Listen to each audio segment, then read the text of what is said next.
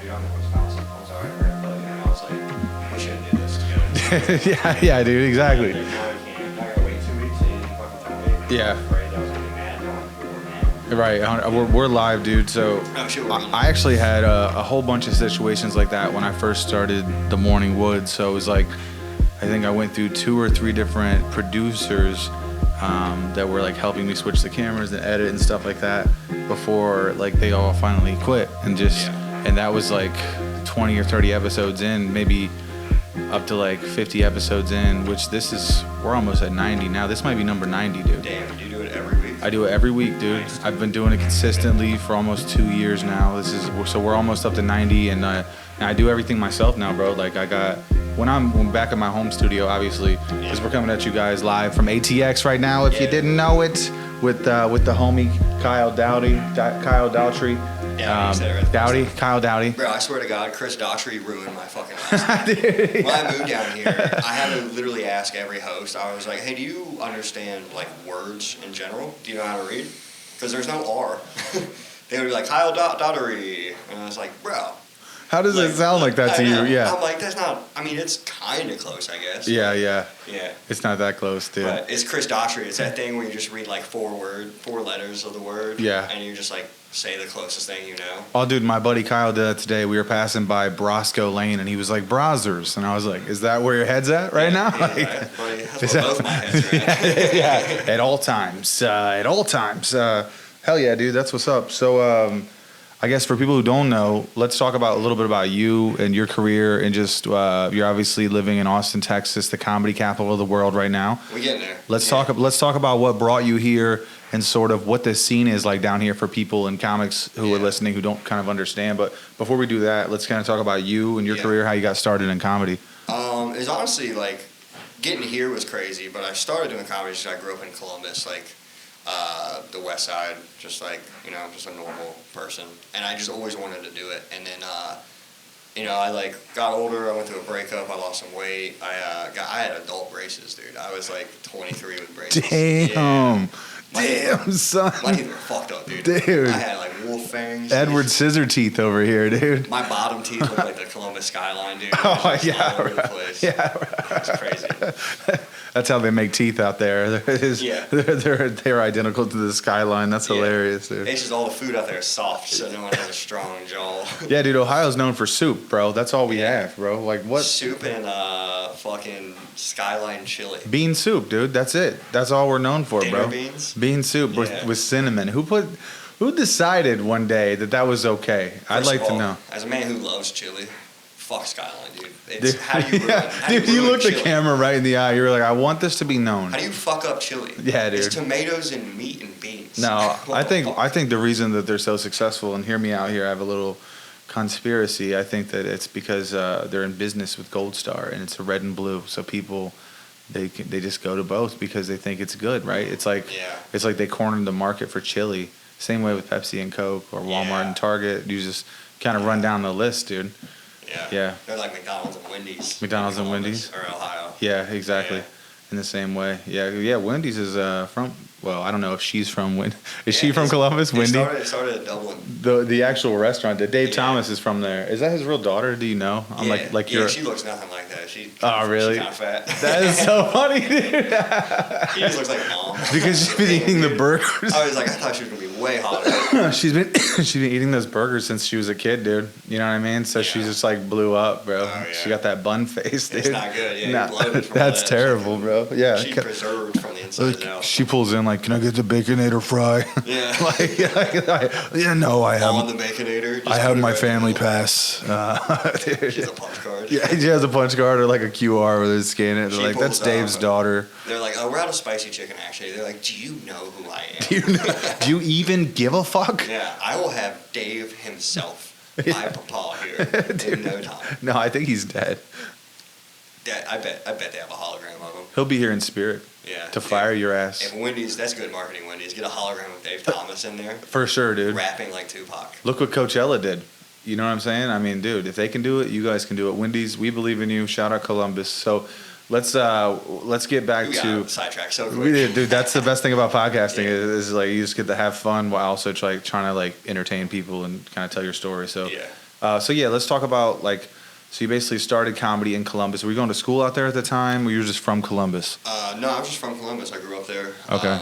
I was out with my buddy one night, and I'd always wanted to do comedy, and I'd been telling him I was going to do it, because I was like, got braces, my teeth weren't all fucked up, and I was drunk, and I was at the Shrunken Head. Never been there before.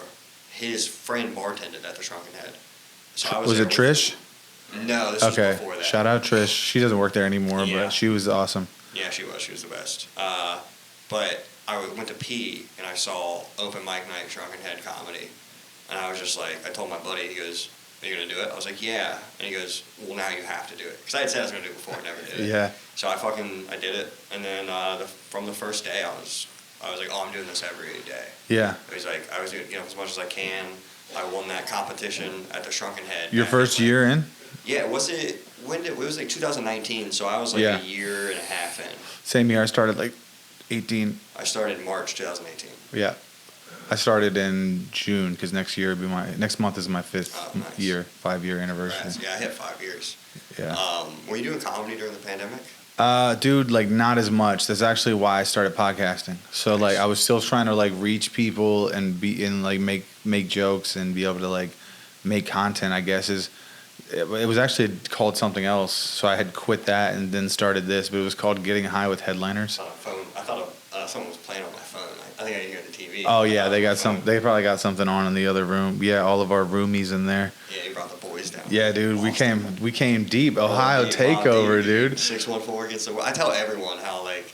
I don't know if it's like this in other places in Ohio, but in Columbus, there's like 614 against the world shirts everywhere. Yeah. I'm like, no one knows where we're at on a map. It's like if we are fighting them, we're doing guerrilla warfare because they're like, where's Ohio? What are you guys, Genghis Khan? Like, what are you talking about? 614 against the world. Hey, the best thing out of our city is a bunch of 19-year-old boys playing a game. Yeah, it's the Buckeyes, which I love. But it's the only thing Columbus has going for it. Yeah, the thing that Dayton has going for it the most is just the strength of our heroin is just so good out there. Yeah, not even a lot of fentanyl in it, so people can not get a fucked lot up without dying. Yeah, so the lesser thans, they kind of come and they stay forever because it's so good there to live on the streets in poverty and ask for money, because I guess that's the thing that you could do in Dayton, Ohio. The people down here that are homeless, they dance, they talk to you, they get naked. The pussies are always out down here. They're on it, dude. Yeah. So I think that's just the homeless down here, I think, are better. Man, they're aggressive though. Yeah. They shoot each other sometimes. Some of them got guns. Dude, I was hanging out with one of my homies, and he said that he used to live like on the street. He's a comic, and he said, I don't want to say who, but he said he used to live on the streets, and he said one of these like tent couples, they have like they're like swingers, and they're like let you be with their old lady for like toothpaste or something, like, right? Like, or like bottled water. That's what's up, dude.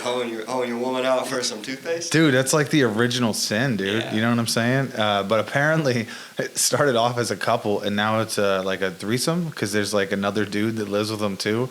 Nice. And I was like, dude, that must have been just some alpha male that like, he like, yeah, you could bang my lady for toothpaste. And he was like, I'm not leaving. Yeah. And he's like, I guess we're all together. I guess we love each other now, Mick, or whatever the fuck. Like, yeah, it's funny. It's either that or the one dude was like, you ever sucked dick for vodka before? And he's like, all the time. He was like, baby, he is pretty hot. Yeah. He got most of his teeth. Brings his own Coleman sleeping bag. Yeah. Come on.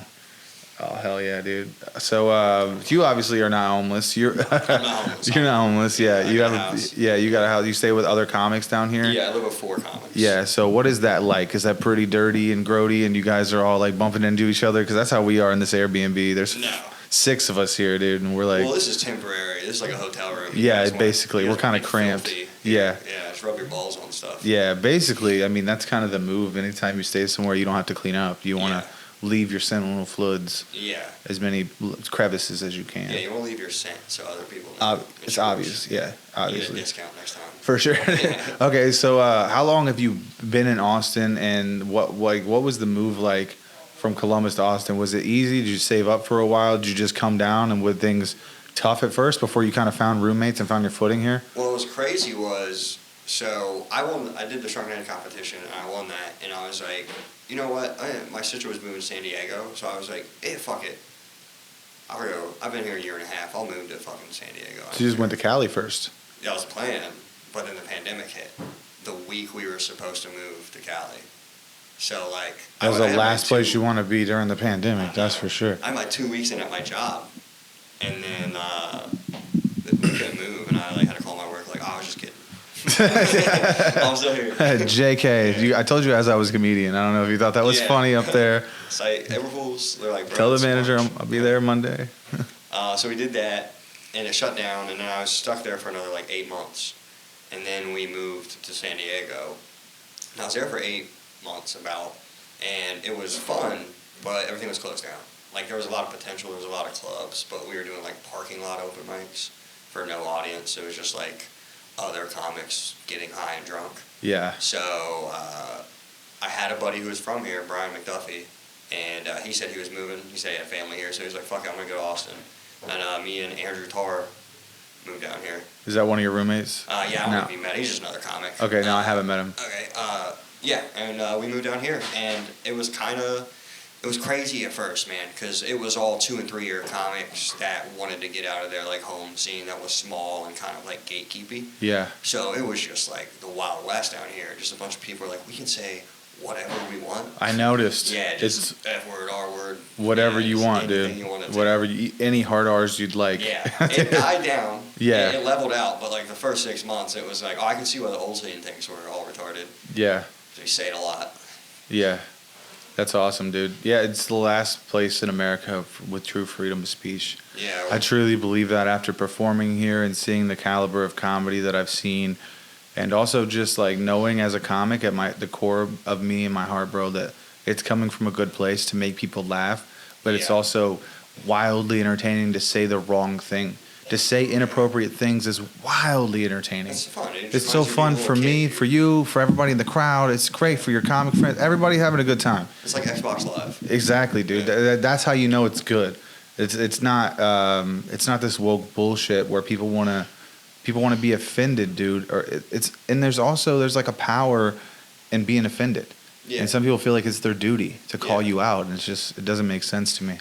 Yeah, it's weird. It's like a bunch of people who have, like, triggers that they're not dealing with, and so they're just perpetuating the abuse and getting their power back by, like, being shitty to other people. Yeah. And we just happen to be the easiest people to swing at because no one respects. Well, we're the bottom tier of the entertainment barrel, obviously. Yeah. Even though we might feel like we're rock stars sometimes, it is what it is. We're the only art form where people will watch you do, like, a half hour of stuff you've, like, worked on for months and months and months.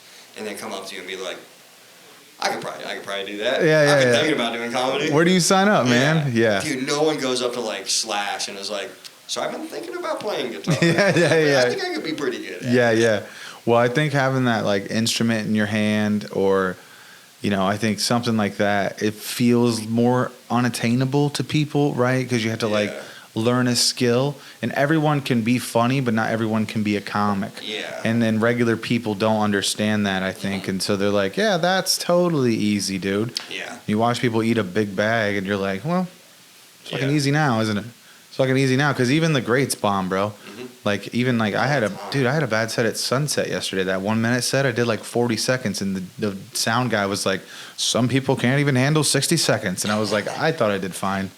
Yeah. It's like, dude, I came down here and shit the bed, like, once out of the 5 times I've been on stage, but it's still, like, everyone's due one every now and then, and, like, regular people don't understand that, like, good people like sports players who do it for a long time, they understand there's a certain amount of strikes, right? And for you to get those home runs, like you have to strike out every now and then, and that's okay. But I think the regular person doesn't want to do that to themselves over and over and over again until they get good, because they're not crazy like comedians, right? Yeah, I mean, Kobe didn't make every basket.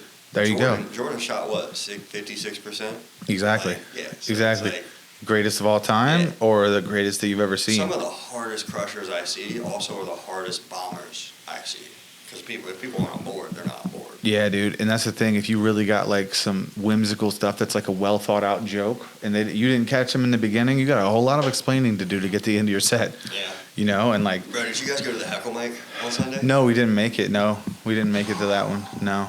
Damn. I wish we would have. Oh no, we did make it. There when we were. Oh, it was at the Creek in the Cave, yeah. dude. It was hilarious, dude. Isn't that the best? It's the best, dude. So much fun. All those comics are such good roast writers too, Yeah. bro. In the moment like that, like they all roast too. Pound for pound, those dudes are fucking heavy hitters. Yeah, like, I went up there for a little bit. Shout out to all those comics on the whoever is in that panel was killing it.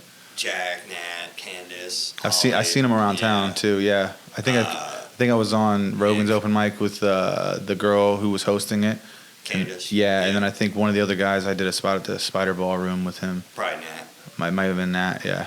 Chubby Russian dude. Yeah, I think so. Yeah, very funny dude. Really They even introduced him as like one of the up and comers of Austin, and then so it's like when you get an introduction like that, I want to stay and watch your set, and he didn't disappoint. He's very funny. So yeah, he's good. So many funny people down here, but I say that like in just because there's also like another 400 people who aren't worth a shit, and who just keep taking stage time from guys like you and girls like who the girl we were just talking about. So what is that like, having the saturation? You said it died down a little bit from the people moving so much, but like, dude, there was like 100 people trying to sign up for Rogan's open mic the other day. So it was like, is it like that constantly every week? Oh yeah, but like if you sign up, they see your name regularly. I think like they get some picks in it. Like I heard it's 50-50. Yeah, it'll be 50-50. I don't know if they want that or not, but I mean, I'm sure they don't mind because they need to put on a good show. Yeah, it is what it is. Yeah, you just sign up, you know the door guys, eventually, like, you know, you can get on. But the saturation, it's weird because it separates. Like, we've been here long enough now, you know, like you leave Italian dressing in the fridge for a long time and all kind of, the oil separates. Yeah. That's kind of what's starting to happen because, like, once you start getting on, like there's enough showtime out here where you necessarily don't have to, like, be grinding mics. You don't have to work the big clubs either if you don't want, right? You could do independent shows in the small clubs. There's a ton of independent shows, ton of small clubs. Like, I mean, if I'm getting like 4 to 5, at least 10-minute spots a week, I don't need to go do shitty open mics the other 3. Maybe I'll do a couple, but like you're still getting your reps in. Mm-hmm. You get more stage time, more quality stage time. You don't need those because you can test it out in real crowds, and now you don't have to like try to make comics laugh. Yeah, that's a good thing about being in a place like this is you can be a lot more selective, especially as you get known by the other people who are working and they see that you're funny and that you're constantly grinding. Yeah. It's hard to get up that step, especially now because it has separated. Like a lot of the showrunners aren't going to open mics. So they don't see you unless they see you. Mm-hmm. Yeah. So the way to get seen is like, it's like you got to work your way up. You got to like get on a bar show, and hopefully that bar show has a good booker on it. Hopefully they promote it, and somebody else who knows a guy sees you or is on it. It being seen, if you're getting on a lot of shows and your name is just like on Instagram a lot, that always helps. Yeah. So there's ways around it. I mean, really just, if you're like a new open micer moved here today, it'd be a lot harder than when I was here because the scene was smaller and now the guy's running shit like I've known for 2 years. But if you're a feature act, there's no, I think that like, if you're a feature act, like, this is where you want to be. People, if you're like an opener feature. I think that if you're like open micer, like you said, or even I would say a lot of headliners. Well, I would say not move here if you wouldn't move here. First couple of years. Or in your first couple of years, or I would say even if you were 10 plus years and you're getting work in your demo, I would say come here and do shows, but don't move here because it's so top heavy already. Mm-hmm. And what they really want is middle guys to take on the road and to be able to do these showcases. And that's what they're trying to build up right now. It's like guys that can go do like a killer at 20. Yeah.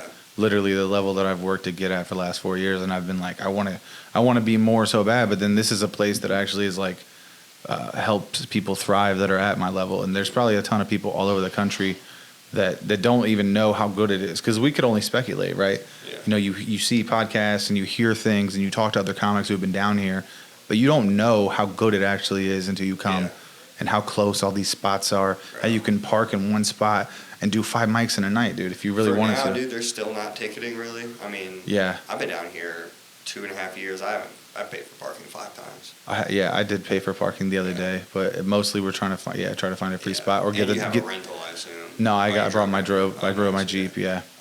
If you the bridge, on like 35, right next to 6th Street, that's free parking. Really? And there's homeless guys who have convinced themselves that they work there. So they're kind of like they're kind of like junkyard dogs. Yeah, like city workers. Yeah.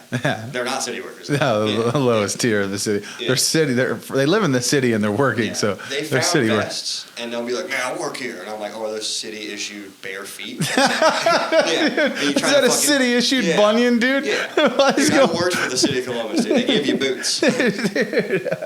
Are those steel toes? Yeah. Exactly.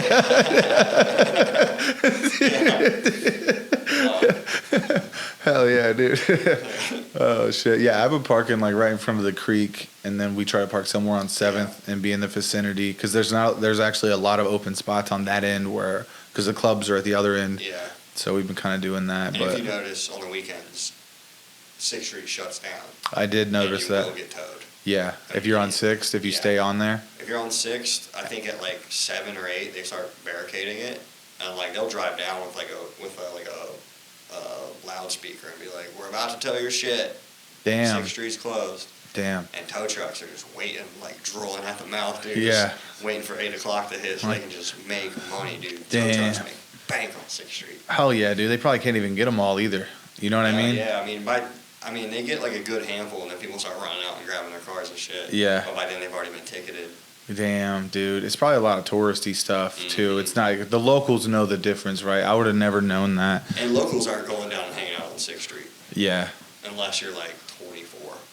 Right. Yeah. Right, yeah. Unless you're a comic that you're walking between spots, which is basically the only reason you would be down there. We went through that a little bit last year. We had gone on there and drink, and fucking 6th Street was a night. It was always insane. Yeah.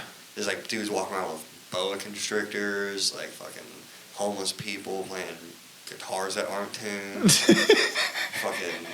Have you seen the fucking anaconda dude? No, dude. Dude's walking around with like a giant, I don't know what it is. It's a huge like yellow and white snake, and it's like wrapped around his body and like his leg and shit. And he just has it down there and lets people like touch it and hold it. Dude, I did see oh shit. You guys okay at home? I did see a fucking dude he had a samurai sword, dude. And he was just walking around with it inside 7-Eleven. Fuck yeah. Dude, yeah, I guess he was eyeballing me because I said something to him, and Wyatt said, "Dude, he's eyeballing you," and I was like, "What?" I didn't even know I was in danger. Like, there's literally like a. He was like pulling back. Yeah, dude, there's like a real samurai. No, he wasn't a real samurai. He was probably a Mexican, I think, actually. But yeah, I don't even know that he was wearing shoes. Pull it out and it was just like a dagger. Yeah, dude, you ever see a dude with a samurai sword and no shoes on, bro? Like, it's crazy. Yeah, I bet that was a fake sword. Yeah. That's something a homeless guy found. Maybe, yeah. He was for sure homeless, bro. For Honestly, sure. A homeless guy with a samurai sword sounds like a fucking nightmare. That sounds scary as shit, dude. Bro, if you go down by the woods, by the river. Nope, no, we heard about Rainy Street Killers. No. Well, I mean, just don't drink there at night. But if you go down on the trail, Zilker Trail, there's like woods and shit. And if you go back in the right ones, like over off of Riverside, homeless people have like large encampments back there. Oh wow! It's like Fallout 4. Like they're building like. It's crazy. They're just finding like they're stealing people's fences. It's and, New Austin. Yeah. Yeah. Fallout New Austin. Yeah, Fallout New Austin. Crazy. Dude, that's sick, bro. Hell yeah, dude. And they just go nuts. You can hear them like they're just howling like monkeys out there.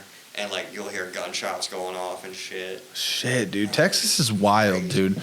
Yeah, that's another thing. Like, the fact that it's so, like, free is, like, across the board free, right? Even the homeless and, well, Austin fucked up. Yeah. In 2020 or something, they passed a law where they were like, we can't force homeless people to be inside. They were like, we have a free camping law. Homeless people should be allowed to sleep wherever they want. They don't have the means to a house, so they should be able to live like normal people. And when I first moved here, the bridge 35 where everyone parks, all trash and tents. that's what the encampment was originally. Yeah, it looked like fucking like crackhead Coachella. Yeah, Crackchella, dude. And they'd be all over the streets. They'd be hanging out like down 7th next to Creek in the Cave, like that building stretch. Yeah. They'd all just like 15, 20 of them would be sitting in like chairs, ODing, listening to music, titties out, trying to fight each other. Yeah, dude. Bro, it was insane. It's very primal. Yeah. But then once more people started moving here, and like some people got shot, and other shit happened. Homeless people kept getting hit by cars because they just wander out in the street. They were like, oh, maybe it wasn't a good idea. Yeah. To let mentally unstable people. That's all they did. They were like, oh my God, let's let them free. It's like, no, they they're mentally like unwell. Yeah. Why would you just abandon them? A lot of our homeless they put in prisons and jails in Ohio. Yeah, where they belong. Yeah, where they put. Yeah, right. That's what I was telling people down here. I was like, dude, all of our homeless people, I think they just freeze. I don't see them. Yeah, it's like I don't know what it is, dude, but like most of the time in Ohio, the homeless will like commit like petty crimes and go to jail into the spring. Yeah. That's like the move down there. That's like, not bad. They kind of disappear for a few months. They go do a little larceny. Get some showers. Whatever. Get a couple showers, dude. Get some bagels. Mm-hmm. It's all good. It's all love, dude. Yeah, they're just storing up for the summer. Yeah. Long summer. Yeah, basically, yeah. Shoot, dude. Well, dude, we're getting close to 30 minutes. We got a couple minutes left here. Let's talk about some stuff that you got coming up. I don't know that I got a ton of even my demos. Not really in Austin. It's obviously local people back home in Ohio. But let's just talk about some stuff that you got going on, and maybe if you want to plug any shows or anything like that you have coming up. All right. I have a show tomorrow at a brewery. I don't remember what the brewery's called because I'm a piece of shit. You guys won't make it. Not a big deal. But this is a working comedian. I'm going up to Dallas this weekend. I'm doing 2 shows at the Dallas Hyenas, and I'm doing 2 shows at the Fort Worth Hyenas. Fuck yeah, so dude. That'll be sick. And then my final show at Native Hostel will be Tuesday, the 13th. Last cold brew comedy at Native. Come check it out. Come support. Hell yeah, bro. I love it, bro. You're an Ohio boy. We just randomly ran into each other at the Creek in the Cave, found out you were from the O, and that's why I had to get you on here and talk with you, bro. I love that you're working. You're out here. You're grinding. You're running your own shows. You're getting booked on stuff. You're hanging out with the movers and shakers. You're doing Rogan's mic. Like, what more could you ask for as a comedian, bro? Nothing more, bro. I'm living the dream. Austin, Texas, baby. ATX. You guys, thanks for watching The Morning Woods. You guys make sure you go follow Kyle. Peace out. Kyle D Comedy on Instagram. Kyle D Comedy. Peace out. Hell yeah, brother. Thanks for coming, dude. That was a lot of fun. I love talking. So. Me too, dude.